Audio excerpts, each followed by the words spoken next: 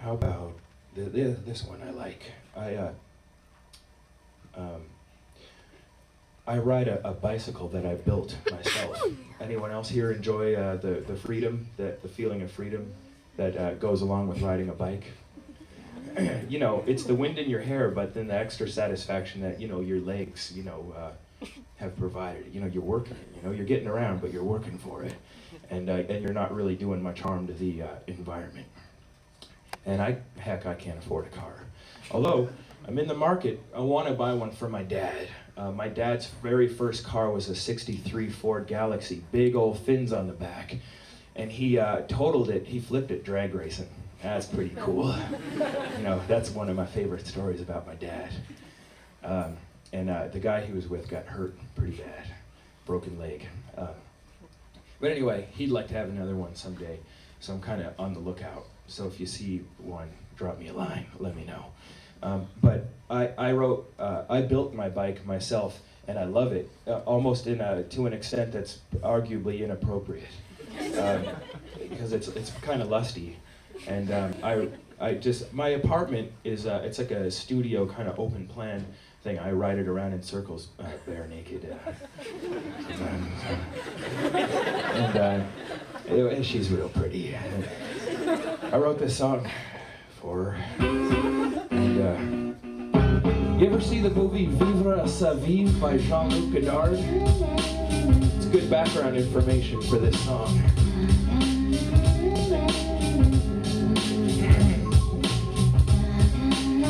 You guys looking at my ass?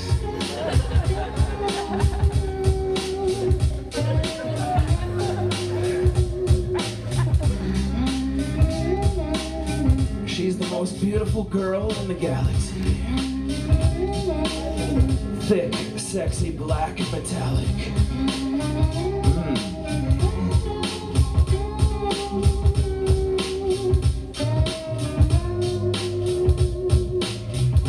My bike is a fine piece of machinery. She's a meanie improving the scenery.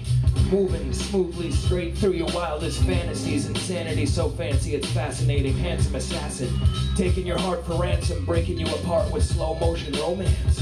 Right from the start you had no chance to fight it. Love at first sight, it's more than slightly frightening, fattening. So sweet she'll rot your teeth, hot stuff beyond belief, on top and beneath. Even if you're in need of relief, she's relentless, knocking you senseless, non-stop rocking your defense. Let's face it, resistance is useless. Turn me loose, she'll burn and seduce you, reduce you to nothing. You can't get enough of the unnecessarily rough stuff is terrible. Unbearable lightness of being unable to breathe. She's a tease, the breeze in the trees. She's a flirt. She's sporty, 41, 30. It won't hurt a bit. She don't like to get dirty. Since she's a princess as well as intelligent, she's always interested in other delicate instruments. She's a work of art and a miracle of modern science. Yeah, she's Anna Karina, 1962. Belladonna with perfect balance and risky moves. Catwalk, concubine, Cosmo, tomboy, dangerous vixen. Stranger than fiction, she's Anna Karina, 1962. Belladonna with perfect balance and risky moves. Catwalk, concubine, Cosmo, tomboy, dangerous vixen. Stranger than fiction. She's the most beautiful girl in the galaxy. She's thick, sexy, black, and metallic.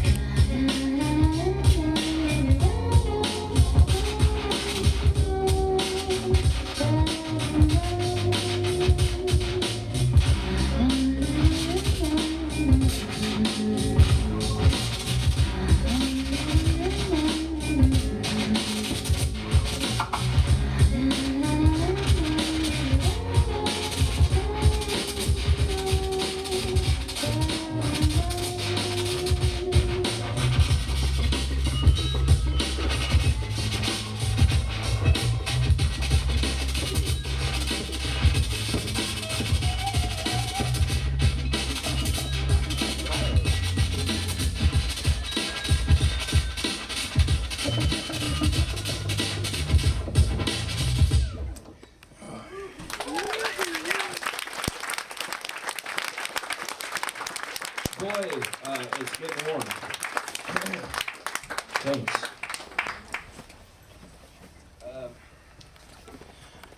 All right. Let's see here. You know, last year was a pretty good year. I made about, I think I cleared about $32,000. And you know what I got to show for it? Clock radio, 3 pairs of slacks. That's it. Where does it go? Yeah. Okay, here's a little something for you to think about. Here's just a little something. A deaf violinist plays at the docks. He's missing a tooth and he stands on a box.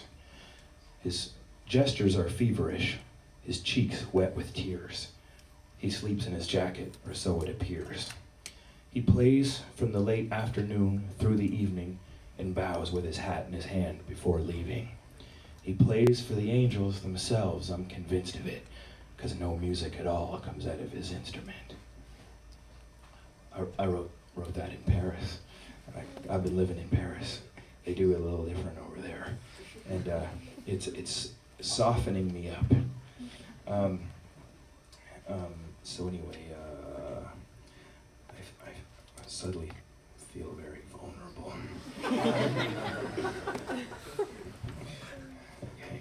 Okay. This is a song about shining shoes. You know, maybe there's another something buried in there, but generally it's kind of about the merits of working hard and, you know, paying the rent, I guess. Most folks spend their days daydreaming or finding clues. My whole life I've been here at the train station shining shoes. I started when I was 9 on my own and taught myself. No complaints, I'm doing pretty good and I got my health. Memories and calluses, my hearing's probably next to go. Sometimes I do a little handiwork for extra dough, but mostly this here is how I spend my time. And I've perfected a technique I call the dry shine. Some guys use lots of water on the shoe, but then when it's out in the open air, the shine is gone in 10 minutes. That whole approach to the job is dumb. In fact, dollars to donuts, that customer won't be coming back. This is the most common mistake of the amateurs, going for big numbers to satisfy their managers. Anyway, the dry shine, the first thing I mean to do, and this part is very important. I clean the shoe, the residue, and old polish to keep the shoe from being ruined. All you need to do is use a rag with some cleaning fluid. If the shoe's all caked up with gunk, you need to think the shoe can't breathe, and that's what causes the feet to stink. They took Carboy off the market, I believe it was a few years ago, because that leather couldn't breathe. Now once you've cleaned the shoe and it's dried, your base coat of polish can now be applied. And then you brush, because what that tends to do is clean the shoe a little more and gets rid of the residue, and then you do the second coat just like the first one. You brush it, you rag it, and voila, your work's done, and that's it. You treat each shoe like it's special, care about your work, and be a professional. There's a right way to go about the job and a wrong one. I find this way is much better in the long run. It ain't about the dollar or trying to go fast. Unless you take pride in what you do and you won't last. Craftsmanship is a quality that some lack. You gotta give people a reason for them to come back. It ain't about the dollar or trying to go fast. Unless you take pride in what you do and you won't last. Craftsmanship is a quality that some lack. You gotta give people a reason for them to come back.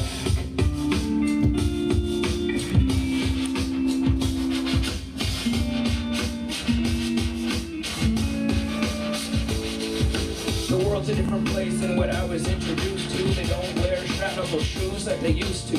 Casual clothes in the office, what is this? The villain in sneakers is killing my business.